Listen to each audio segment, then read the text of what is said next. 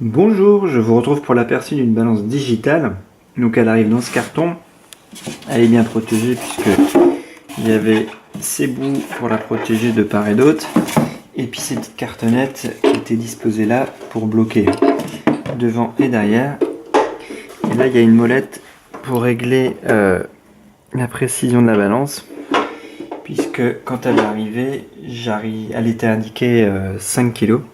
Donc là elle est bien sur le 0. Alors des fois il y a un peu de jeu. Elle se remet pas forcément bien sur le 0, un peu avant, un peu après. Grosso modo elle est à peu près sur le 0. Et donc je vais faire le test. Hop. Alors voilà, là on est à 60, un peu moins de 60, 63, 67,5 à peu près là. Et là, hop, je suis à 68,2. Donc on va dire qu'elle est un peu plus clémente. J'ai fait le test avec plusieurs personnes de mon foyer et effectivement elle a tendance à être un tout petit peu en dessous de celle-ci. Alors on voit qu'elle est beaucoup plus épaisse. Hein. Ah, il n'y a pas photo hein, entre les deux, c'est vraiment hop, le jour et la nuit. Et elle est aussi beaucoup plus longue.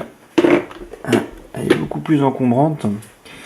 Elle fait plus plastique, là, tout le cadran c'est en plastique. C'est pas très heureux, je trouve. Quand même une finition un peu moyenne. Et puis des fois là, l'aiguille elle revient pas bien sur 0. Elle est un peu avant, on rappuie, elle passe derrière. Et des fois elle revient bien sur 0, donc je sais pas, ça m'encourage pas trop. Dans le mode d'emploi, c'est marqué de ne pas hésiter à jouer avec la molette et remettre à 0 autant de fois que nécessaire. Donc ça sous-entend qu'on va perdre souvent l'étalonnage, donc c'est un peu bizarre. Et du coup, oui, c'est quand même super encombrant. Elle est plus lourde si on la tire ou on la déplace de sous un meuble. Et puis surtout j'ai pas des grands pieds, hein, c'est 42, 43. Et ben voilà, pour monter dessus, c'est pas super pratique quoi. On passe un peu sur le côté. D'ailleurs, maintenant, je suis positionné différemment. Elle a dit clairement 68 là. Donc, tout à l'heure, ça voulait dire que je devais être mal positionné. Donc, il faut plus aller sur l'avant là. Et les pieds dépassent un peu. Alors que là, on a moins de superficie, mais là, les pieds au moins ils reposent vraiment. Il n'y a aucun souci. Donc voilà, donc ça me convient pas trop parce qu'elle est plus encombrante. On a moins de place pour mettre ses pieds, ça dépasse un peu.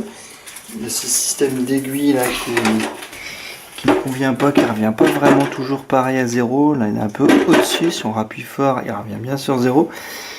Donc voilà, donc ça me paraît moyen. D'autant que cette balance est quand même vendue près de 40 €. Ça me paraît quand même un peu cher.